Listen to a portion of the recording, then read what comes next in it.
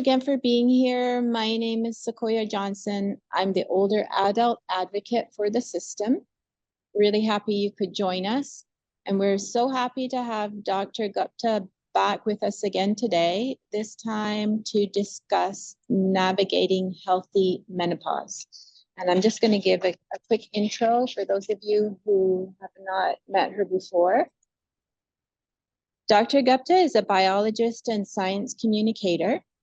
She is the founder of Curious and Creative Lab. Through the Curious and Creative Lab, she strives to bridge the gap between scientific knowledge and the public. She is dedicated to making complex concepts accessible, ensuring that science is not intimidating, but rather a fascinating journey of discovery for all. She has created 2 newsletters, Science Simplified and Science Explained. She has also created a vibrant Curious Minds community and science book club, providing platforms for talks and discussion. Advocating for healthy aging and women's health is a cause close to her heart, and she actively engages in raising awareness and promoting dialogue on these important topics. So now I will hand you over. Thank you, Sequoia. And I'm so glad to be back with One Library again with a very interesting topic, which is very close to my heart, and I really want to promote this to a wider audience. And One Library was very responsive to host this series, and thank you for that. Um, let's start. So today we are talking about a very important aspect of women's life, navigating healthy menopause. So in this 1 hour, I want to talk a lot about this because first we don't know. We have a mindset of menopause we consider as a disease. There are a lot of views about it, which is what I want to break in the first segment. So when we are talking about navigating healthy menopause, this encompasses mindset, knowledge awareness, and appropriate treatment strategies. So, mindset shift is something which is very important. Patriarchy is everywhere, and it is also in science, it is also in how we are treating diseases. So, it has been there and it is still there. There is improvement, and we need a lot of awareness about it. So that is the first segment which we will touch upon. And then we will be talking about knowledge and awareness, the science of menopause, what is going on in the body, how the changes are happening, what are the symptoms, what are the risk factors, and all things related. Then we will be touching upon treatment strategies. And here I will be talking about medical interventions and lifestyle modifications to give you a summary of what is there, what is available. So, as you can understand, we are covering a lot of things here. And in this 1 hour, it's difficult to cover everything in detail. So, feel free to discuss things which are in your mind and which you want to discuss in detail, and you can always connect with me later. So, what is menopause? All women undergo menopause in their lifetime, either through the natural endocrine aging process or through medical intervention. It is the planned end of ovarian function. It is a normal phase of life like childhood, puberty, and pregnancy. The word menopause was coined in 1812 by Charles D. Gardner, a combination of two Greek words, menes, which means month, and pausi, cessation or end. So this word is stuck with us from since 1812, menopause. So menopause technically refers to just one day, the day of your last period. Everything after that day is called postmenopause. It is interesting to note that women with longer menstrual cycles tend to hit menopause later and those with shorter cycles earlier. It's just a interesting phenomena. It can vary from people to people. Before menopause, there is a phase called menopause transition. If you look here, then we have different phases, which this is a medical terminology, how medical how people understand, how physicians understand it. So the your final menstrual period, and then after 12 months of that, you will be regarded as entering into the menopause, and after this will be postmenopause phase. Before your final menstrual period, the changes already starts. And that is when this period, the transition period, is called perimenopause. And it is a very important phase because this is the time when the symptoms appear, when you start seeing changes in your body, changes in your brain and mood, and all related to menopause symptoms happens, and as start as very early as 7 to 8 years or more than that for some women. So the thing which we need to understand is menopause is diagnosed retrospectively. You only know you have reached menopause after you have gone a full year without a period. This can be a little tricky because it's something you can only confirm after the fact. So, if you are tracking your symptoms in menstrual cycle, you might be in the menopause transition or perimenopause phase without realizing you have hit menopause until that 1 year mark of no periods. It's a bit of a waiting game to officially say you have crossed into menopause. So, for some, menopause is usually diagnosed after you have gone 12 months without a period. In Canada, the average age of natural menopause is around 51 years old. And if your final period happens between the ages of 40 and 44, it's considered premature menopause. If it happens before you are 40, it's called primary ovarian insufficiency. Sometimes menopause happens because the ovaries are surgically removed, which is known as the surgical menopause.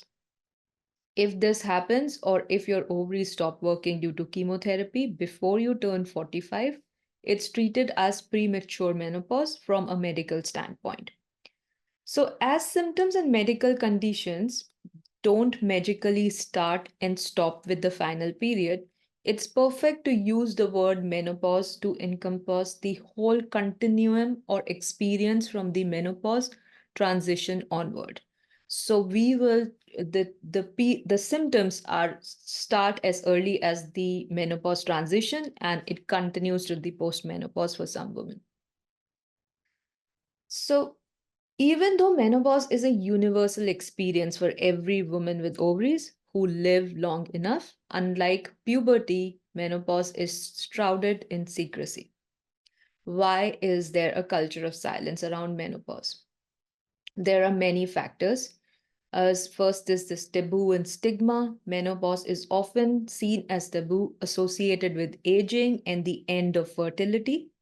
So the word cessation is used by this uh, 18 in 1812 by this physician, is by the researcher, is now termed as the end of fertility. And yes, it is the end of fertility, but that doesn't define the whole picture, whole woman, just to relate it with the fertility.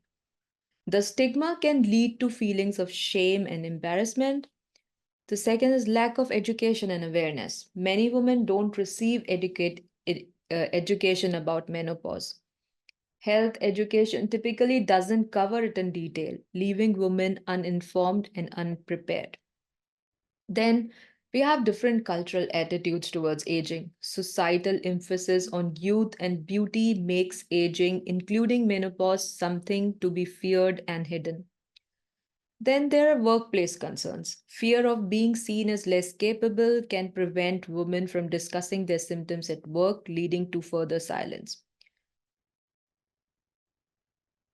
Then we have this discrepancy. For adult males, the aging males, we have this phenomena. We there's this eternal male virility thing, which we see around us in society, in TV, in movies, around us everywhere. We see this. On the other hand, women going through the aging or menopause is considered as end of fertility, uh, lack of beauty, and associated with the negative terminology. So while men are celebrated for aging gracefully and retaining their virility, women are often stigmatized and rendered invisible as they go through menopause. Society often promotes the idea that men remain virile and sexually potent throughout their lives, but this is a myth because men also undergo andropause, but we don't know much about it. They do have the testosterone levels high. There's no sudden change in their testosterone level, which is the male sexual hormone. But most of the men, they are not actually capable of, they are not fertile, or they suffer from the symptoms. And it's as high as more than 60% of the men suffer through it. And they, because of this whole thing, men also suffer because they cannot talk about these things more openly. So we have this discrepancy in society, in the things we talk, in how we consider menopause and how we treat male virility. And in condition, both of the genders are actually suffering. So menopause is not a disease. So let's reclaim the change. How menopause came to be recognized as a disease. So, this book, Feminine Forever, this was written and published in 1966 by Robert A. Wilson. And in this book, throughout this book, the author has used these words which are very negative against against menopause. So few lines from the book are mentioned here. It's written: the transformation within a few years of a formerly pleasant, energetic woman into a dull-minded but sharp-tongued caricature of her former self. So these were the wordings which are written in this book. And uh, they somehow impacted so much the society and the pharmaceutical industry, that pharmaceutical industry jumped into it and used this whole impact of this book to sell their products and to recognize menopause as a disease. Wilson's book portrayed menopause as a medical condition that needed to be treated rather than a natural stage of life. He described menopause in highly negative terms, suggesting that it led to physical and mental deterioration. And by pathologizing menopause, Wilson reinforced the idea that it was an abnormal state requiring medical intervention. The book used fear mongering language to describe the effects of menopause. Wilson described menopausal women as turning into unattractive, unintelligent, emotionally unstable individuals. This book was pivotal in downgrading menopause by framing it as a disease, promoting the idea that women were less valuable post menopause, and advocating for widespread medical intervention.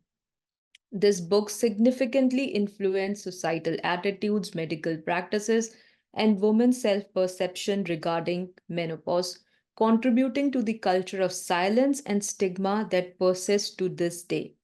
This book has received 4.5 rating on Amazon US and 4.8 on Amazon on Australia. So still now, this book is having a great influence. Understanding this historical context is crucial in addressing and reversing the negative perceptions of menopause. So we see this whole the language of words, considering menopause as a disease rather than a natural transition. When you consider something, some natural phenomena which is happening in women's life and 50% of the population, when you treat it as a disease, it is associated with a negative terminology. And this has been popularized in media, in the writings of authors like Wilson, and he was a MD. So when this happens, and there are other things which are related to it. Um, the Greeks considered the menstrual blood as impure or toxic. So when menstruation stopped, or when women entered menopause, they considered that this impure or toxic blood is not released from the woman's body. And so women in that stage is are not like pure, or they have harmful property. The blood which is not releasing, so it's causing harm in their bodies, and that's why women were considered, the whole menopause state was considered impure, or not a great period in woman's life. So, and this thing is that was ancient Greeks, but still many many influencers, many if you go on internet search, you will still find articles related to this theme, that menstrual blood is impure and toxic, and you need to do anti-tox or things like that, which is literally all wrong and not based on scientific evidence.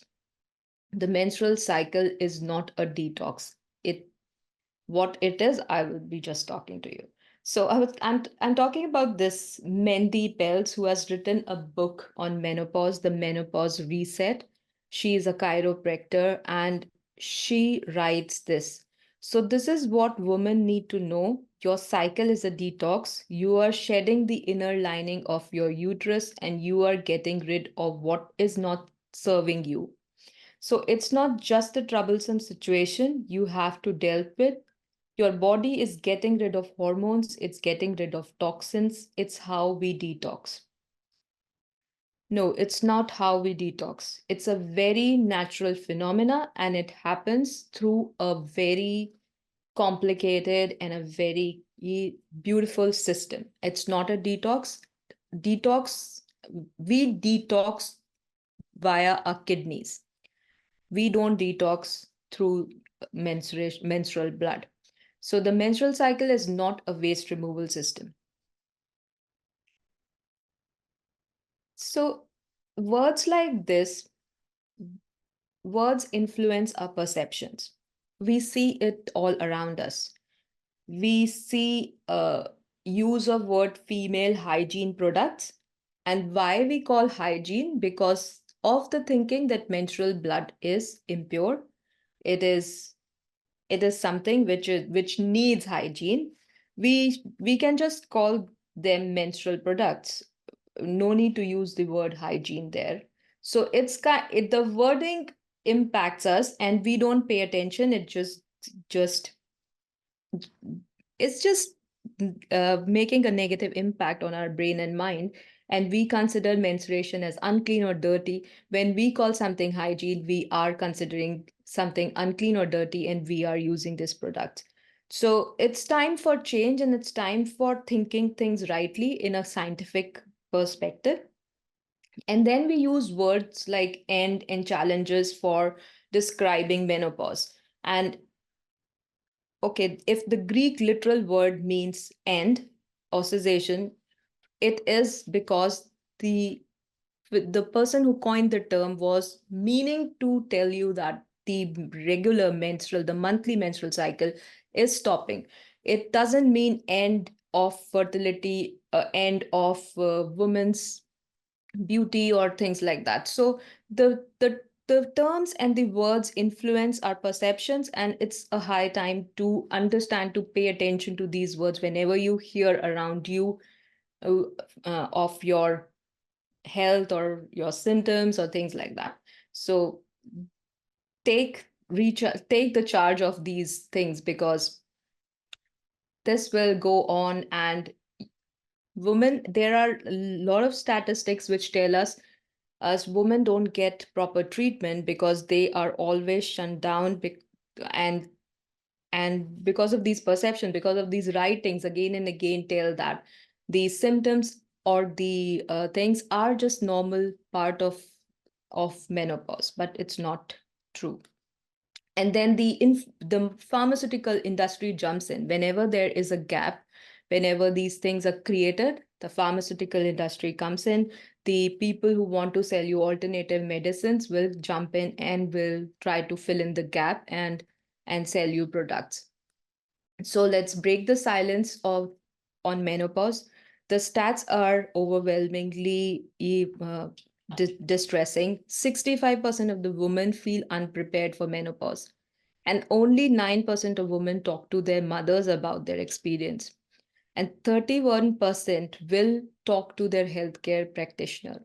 So we don't feel safe to talk about these things. And we feel unprepared. We just suffer in silence and we never speak to anyone.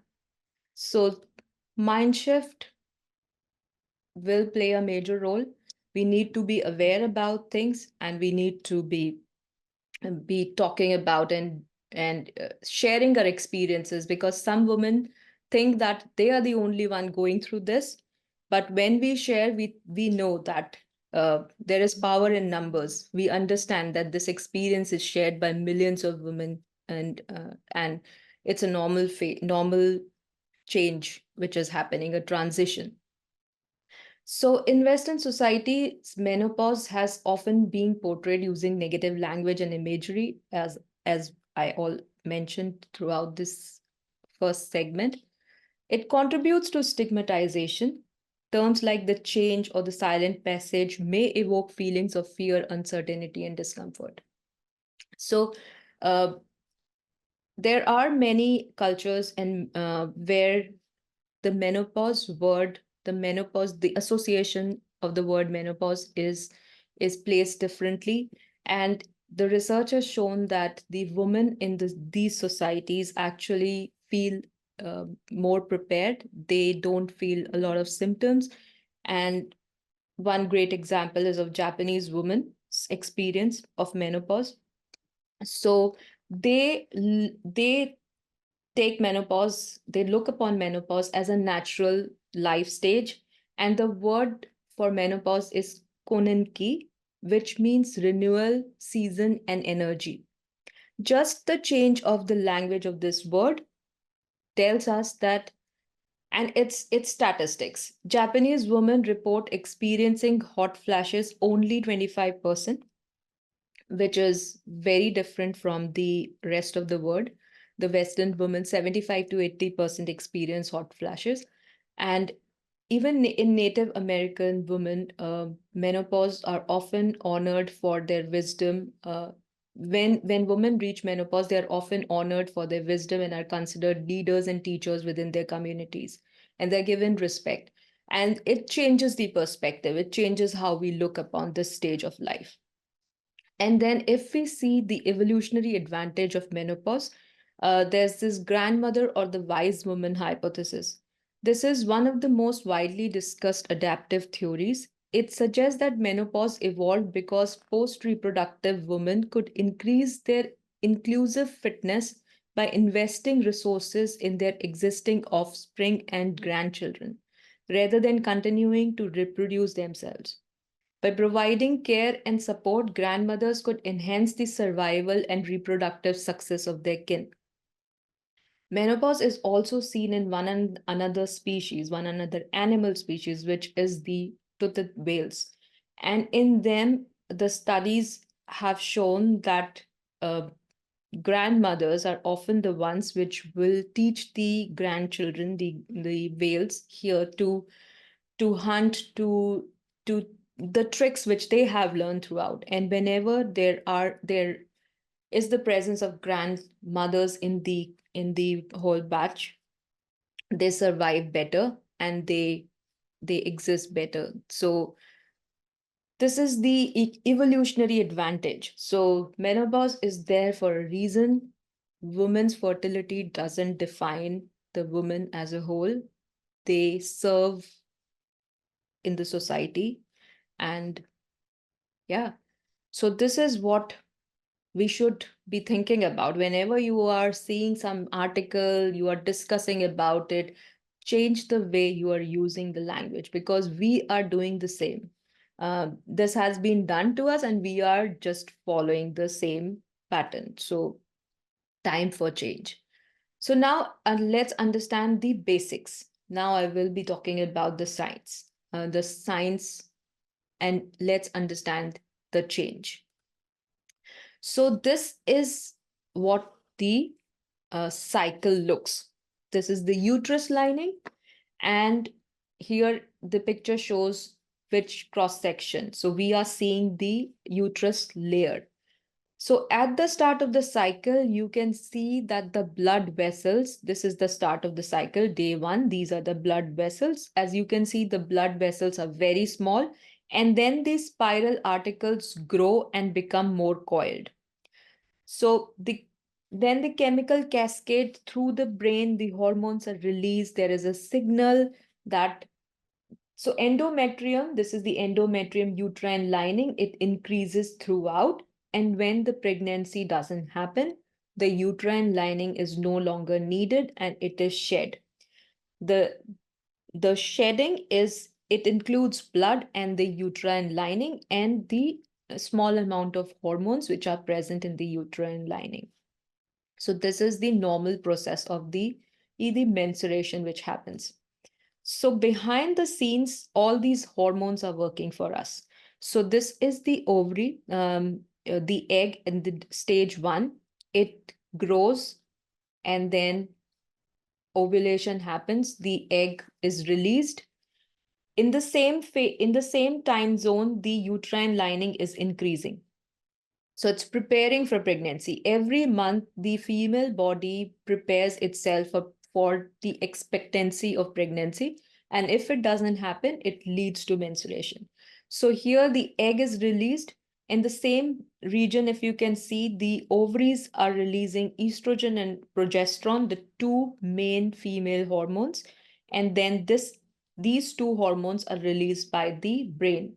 So everything is in coordination. There is this brain and ovary axis which talks to each other. So brain sends the message to the ovary and ovary responds back to the brain, and then they coordinate together to make this happen. So egg increases in size, ovulation happens, egg is released, and then if no pregnancy is happening, the egg will be released through the menstrual blood. This is what happens before. But when we are going through perimenopause, premenopause, peri, and postmenopause, you can see here how these hormones are fluctuating. Progesterone is going through its normal cycle, but see the fluctuations in estrogen.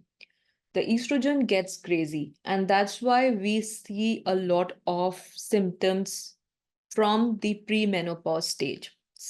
Uh, Estrogen is responsible for so many things in our body.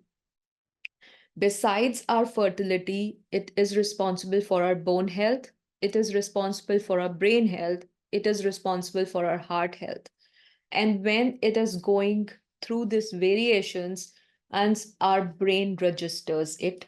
And this is what happens. The brain is the first organ that starts to register the menopausal process. So when this hormone fluctuations happens, it is the signal directly goes through to brain, because as I mentioned, we have a axis. The brain is connected with our ovaries. So in the brain, we have this anterior pituitary region, which is the master mind of the brain, and it releases luteinizing hormone and follicle stimulating hormone. If you have done any time your profiling of your hormones, you will know these terms: FSH, LH, estrogen, progesterone. So the LH and FSH is released by the brain, and it signals the ovaries to release estrogen and progesterone, and in different it varies. It goes through cyclic phases, as we saw in the first slide.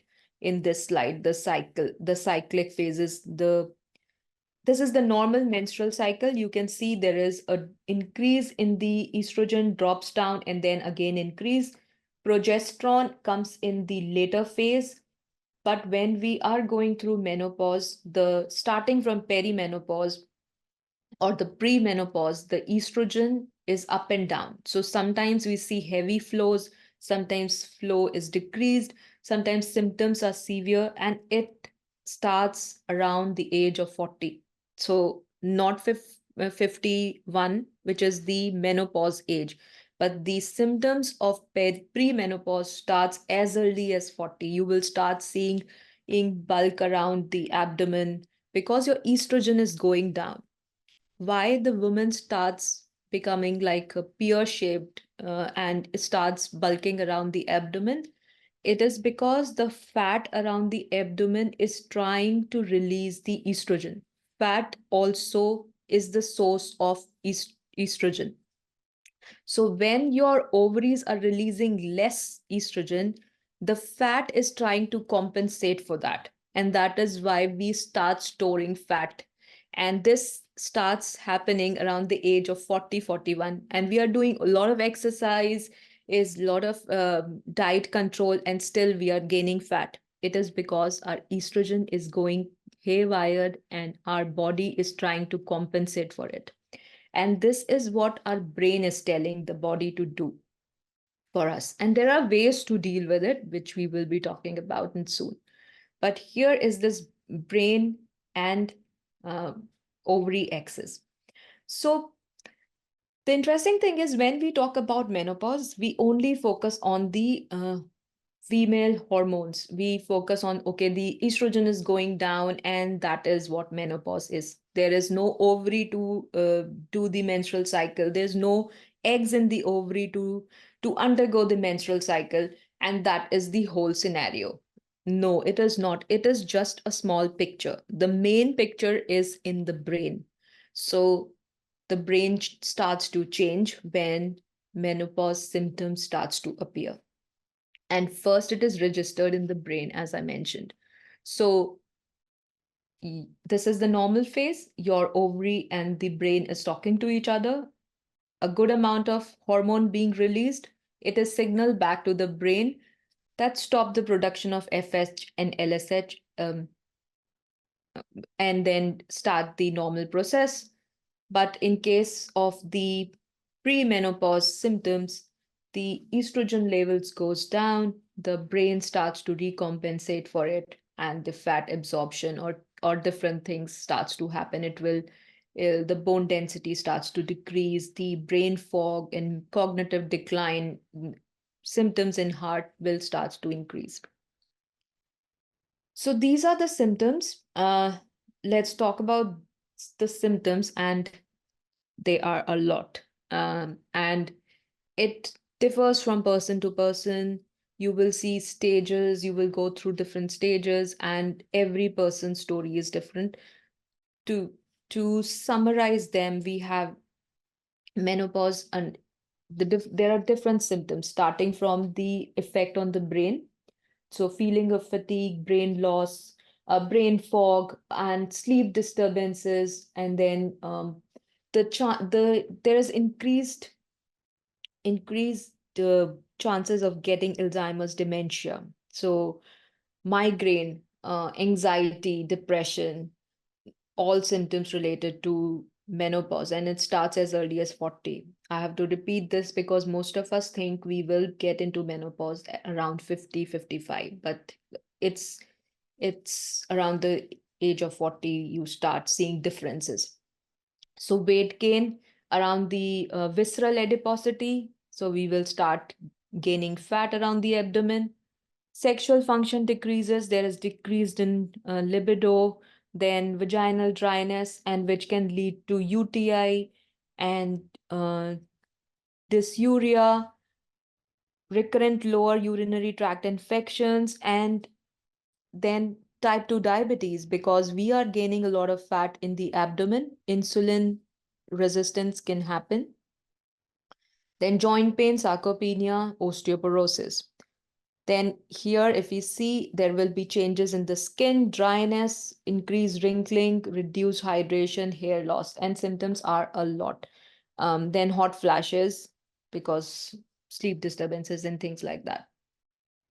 Some people experience mild, some in between, some extreme, and it can vary from person to person. So why estrogen is affecting our brain? Because we have in our brain receptors for estrogen, and that is how the different region of the brain, the estrogen has an effect on the brain as well, because there are receptors. Receptors means, like, understand, like a lock and a key. So there are locks in the different region in the brain, and they need estrogen as a key to fit in and activate the function. So when estrogen is going down, there is a shift in the function. There is a shift in the in the uh, in the need for these things. The brain is trying to adjust with this change. And the good news is it does adjust. After the menopause, after the whole transition period, it changes itself, and it gets normal, changed than before, but normal. So that's a good thing. But the transition is not fun for everyone. So let's understand the symptoms and the brain. So I will focus on these four symptoms which are related to brain, different regions in the brain. So hot flashes, mood changes, brain fog, and sleep problems. The four major ones. So hot flashes are associated with the function of the hypothalamus. So hypothalamus is the brain region which is in charge of regulating body temperature. Why we feel hot flashes is when estrogen doesn't activate the hypothalamus correctly, the brain cannot regulate the temperature correctly. And that is why it results in hot flashes and night sweats. That is because of the hypothalamus. Then there are sleep problems. A similar change happens in the brain stem. This is the brain stem, the control center for the body's sleep and wake cycles. So when estrogen doesn't activate the brainstem correctly, we have trouble sleeping and sleep patterns change. Then there are a lot of mood changes, and it is related to a brain center which is called amygdala. Amygdala is also the emotional center of the brain, or the stress response center of the brain. So the waning estrogen here can contribute to mood swings, depression, and anxiety. Then there are symptoms like forgetfulness and brain fog. So these changes occur in the hippocampus as well, which is the brain's main memory center.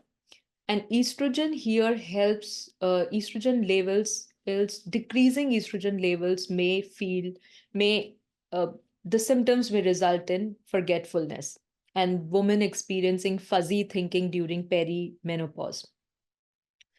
But the truth is that your brain is going through a transition and needs time and support to adjust. It will get adjusted to the new levels of estrogen, but when it is seeing this patterns of uncertainty, sometimes low or high levels of estrogen, the brain is trying to adjust to this new change. And that is why a lot of symptoms we see uh, during that whole transition period. So during this phase, women may be tired, but we are just as sharp as before. So it doesn't affect the work life. So it's no, that's also the another myth. People think that when we are undergoing this brain fog or forgetfulness, it will affect our work.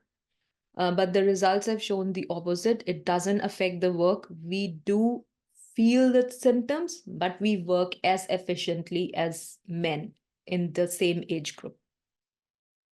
So these are just the stats which tell you that 50%, the most common symptoms of menopause for women is hot flashes, night sweats, and vaginal dryness. So let's understand the medical conditions which are linked with menopause. I There's no time to go into detail in each of these, but these conditions affect women differently and their symptoms are different in women as compared to men because of the estrogen decline. So, as soon as women go through this transition phase, their risk increases for osteoporosis, cardiovascular disease. They start to gain weight, and because they're gaining weight in the visceral region, the metabolic health changes. There is a risk for type 2 diabetes. Then Alzheimer's disease. There's a new research going on in the Alzheimer's disease and the risk in women and related to menopause. The stats, earlier we used to think that because Alzheimer's is a older age disease, women live longer, and that is why women experience Alzheimer's more. But now the clear research says that it is because of menopause, it is because of the decrease in estrogen that women undergo. Women are at higher risk than men to get Alzheimer's. Then urinary incontinence, vaginal atrophy and dryness, depression and anxiety, cognitive decline and dementia, breast cancer, joint pain, and arthritis. We can talk about in great detail in each and every one of them, but let's just move on and talk about the symptoms, the therapy for the change. So we talked about the mindset change, we talked about the science, and now let's go into the therapy. I will be going swiftly through this and tell you the brief overall picture. So there are medical interventions and then there are lifestyle adjustments. So what is available as a therapy right now? So hormone replacement therapy, which is also known as estrogen therapy. It's the most effective for the hot flashes. It can be administered orally through patches, creams, gels, or vaginal rings. Your doctor will prescribe the lowest effective dose for the shortest time. And if you have a uterus, you will also need progesterone. So, progestin. So, estrogen can also help prevent bone loss. However, long term use may have some risks, and like cardiovascular issues and breast cancer. But it can be beneficial for some women if started around menopause. So, this is important to discuss with your doctor to weigh the benefits and risks of hormone replacement therapy. But if started early, for some women, it helps to control hot flashes and brain fog and osteoporosis and cardiovascular health. So, to weigh the risk and benefits, your doctor will advise and start you with the low dose. Then, for vaginal dryness and recurrent UTI, vaginal estrogen is recommended, and it can be used as a cream tablet. It will be beneficial. It really affects it to reduce the risk of UTI, and especially if you are diabetic. So, low dose antidepressants, certain antidepressants can reduce hot flashes as well. They are helpful for women who can't take estrogen or need an antidepressant for mood disorders.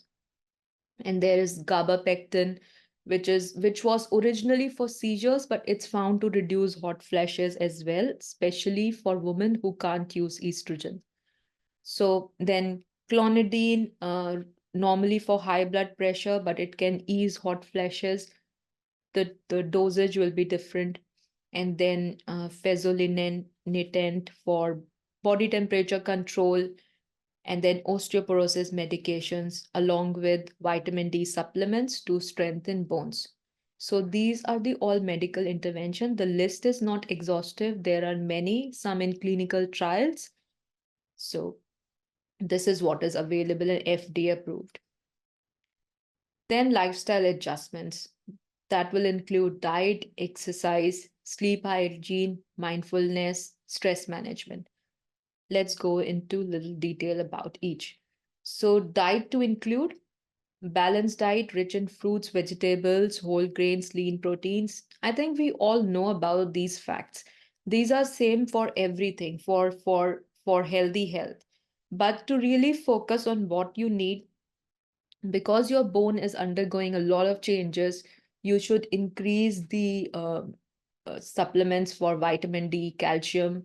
And if we go in detail, I think I have done a series on bone health where I've talked about nutrition, magnesium, potassium, boron, and then vitamin C, vitamin K are the things which are needed for bone. And we should really think about maintaining bone health during this phase. And then omega 3 fatty acids, especially for brain fog and mood swings. So, proper dosage of omega 3, if you're not getting from the food, try to have a high quality supplement in your diet. And then think about flex seeds. Fresh, grounded flex seeds are a good way of increasing omega 3. Walnuts, if nuts are not restricted, then nuts, ground nuts, dried apricots, these are the things, prunes, these are the things which can help you to get the vitamins which are needed for bone health as well as for your brain health. Then, if you want to have a broader idea about which diet to follow, then Mediterranean diet is one which is recommended and has a lot of evidences to prove that it helps in brain health and also in uh, menopausal transition to support the brain health, especially. And then polyphenols and anti-inflammatory diet, because during this phase our inflammation is increased. Our brain is trying to adapt to the new hormone level. There is a low level of inflammation in our bodies. So increase in your diet polyphenols and anti-inflammatory diet, which will be diet which doesn't contain preservatives. um, Phytoestrogens are another good method. There is a mixed sort of reviews. Several studies suggest the use of phytoestrogen. Phytoestrogens are natural plant-based estrogens, which is present in soy and flax seeds, chickpeas, certain fruits and vegetables. So, increasing some data suggests that increasing phytoestrogens in the diet helps to decrease the symptoms of hot flashes, but there are mixed reviews and need more data to support this view. And also, it is genetics. It is the people in the Japan or China, they use a lot of soy and they can digest it and they have the microbiome to to act, to extract the estrogens from the phyto products, like from the natural products, but some don't have it. So it's also related to genetics and person to person. So, but it's no harm, like 100 there's a stat which I think if we include soy in our diet, it is not harming us if it's not affecting your digestive system. So diets to exclude: caffeine, alcohol, spicy food, they are not good for hot flashes. They can worsen the menopausal symptoms as well. And we all know sugars and processed foods. So abdominal fat, we are gaining abdominal fat, bone loss is happening, estrogen is low. So everything is against our favor. And if we start increasing sugar in our diet, if we don't cut down on sugar, then it will accumulate in the fat because there is low level of insulin in the body to digest, to metabolize that sugar. So we will increase the symptoms if we keep on taking sugar and not cut down. Processed foods, processed foods comes with a lot of salt and a lot of preservatives, which are inflammatory, which are not doing any good to us. So avoid that, and it will help to mitigate the cognitive decline and menopause symptoms. Regular exercise. Exercise has been shown to improve mood, elevate stress, and promote better sleep, all of which are common concerns for menopausal women. Exercise can also help manage weight gain and reduce the risk of cardiovascular disease. So, at least 150 minutes of moderate intense exercise, such as brisk walking, each week can help you maintain a healthy weight. So, exercise, um, I have discussed it before in the talk, different kinds of exercise which you can include. 150 minutes of moderate intensity exercise which increases your heart rate. It's difficult to talk to other person. It's the time when you know that your heart rate is increased. Include strength training because you need to support your bone. Think about your bone and your heart health. It's changing at that time. And when you exercise, it promotes happy hormones in your brain. So it tries to compensate for the loss of the estrogen which is happening. So it will be a very good way of boosting the mood as well. Getting enough sleep. So it's hard to get a proper sleep. The sleep cycle is changing. We undergoing you are seeing a lot of like people, women undergoing a lot of hot flashes. Is the body temperature is not able to maintain, and at that point, what to do? There are follow a consistent sleep cycle, manage your symptoms um, by figuring out which mattress to use. Maybe you have to think about that because each and every aspect can increase the temperature of the of your body. You think about changing the thermostat temperature, and you have to play with it and find a comfortable zone. But yeah, it's tough, but there is something you can play around. And then there's cognitive behavioral therapy for insomnia. If it is very worse, then CBT can help. Then there's another lot of, I think we are running out of time, so I will just go through it fast. Time restricted fasting is another great way of reducing the symptoms. There are multiple research. This paper in 2022, it is it is done on menopausal women, and it after doing time restricted fasting, women lost 3 to 4% of their weight, and it's not much, but it's something. And also, insulin levels were are better. So these are the way how to start with time restricted feeding. We can discuss about it in the Q&A if you have questions. And if you have questions like after, you can always email me. Go to my website. I will be having a detailed series on the menopause symptoms and diseases where you can follow. And this is my book, which is available with One Library as well. You can check there. And thank you. Now we can have the questions. I have a question, but I Yes. was just wondering about how menopause might change. Like if it begins around age 50, how does it change over the next decades? Or does it? Yeah, it's a very good question. As the graph which we saw, during the premenopause, the estrogen is up and down. So what you will start seeing from the age 40, some 42, 45, around that age, you will see some months you have heavy flow, some months you have flow is less, and then you will see different symptoms start to appear. Sometimes you are not able to sleep well, even you are doing everything right. Then some days, so there is like mix of symptoms. Very mildly, the symptoms will seep in. So you will sometimes not figure out if you don't have the awareness of the menopause symptoms happening very early. Then from there, it will start to increase as the estrogen is going down. The low level of estrogen is happening for longer period. The symptoms will start to increase with the decrease in the estrogen, and this will continue going on till you have hit your menopause. And then after the postmenopausal, for some women the symptoms still continues and it remains stable but continues. And for some women, the symptoms go down.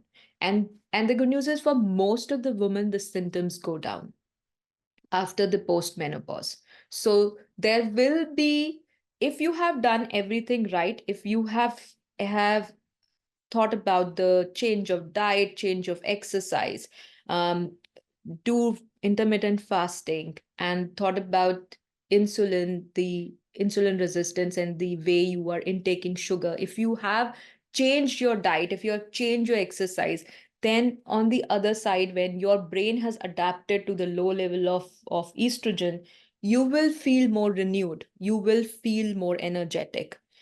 So that is why we need to know these changes which are happening. Yeah, and to add to that, would a person, like say a person in their 80s or 90s, is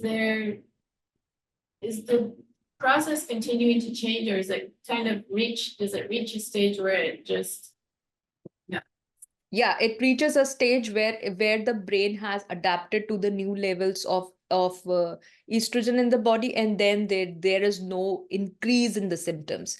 Then it's a flat line. Like the symptoms are not there. You feel like a normal person again, but a changed normal person because your brain has changed. that's a great presentation. Lots there for us to think about. Yeah. And to, I like the message that menopause is not a disease, it's a natural process, and maybe there's something to look forward to. I think there's something to look forward to in this part of life when it might be turbulent going through that change, but then when you reach the stable part on the other end, there's a lot to think Yeah. maybe better or easier than it was before. Yeah. I know when we think about menopause and we think about these symptoms as like something which is like very distressing, and we if we are not prepared, if we don't know about these things, we feel overly overwhelmed by these symptoms, and we feel like it will completely havoc our life, change our life, and we are not. But it's not like that. The symptoms are severe, I will say, but are, if we compare to men, our woman's body is so resilient because we are adapted to this change. We adapt to changes very fast, very quick, and our body has an inbuilt system. It's just we have to just believe it in it, and support it with the lifestyle modifications, and if necessary medical interventions. They will help to reduce the symptoms, and it is necessary. Just don't go through the symptoms without asking your doctor about these things, because it might help you to feel natural in the whole phase, to go through this, because for every person the symptoms look different. Some will have a lot of symptoms and at a higher magnitude, so a medical intervention can help. That's wonderful. I want to thank you, Dr. Gupta, for this wonderful presentation. Thank you. We're looking forward to having you back again in the near future. Thank you. Thank you so much, everyone. And if you have any questions, don't hesitate to write me, or you can write to Sequoia. She can send me. So thank you. Have a great day. Bye-bye. Bye.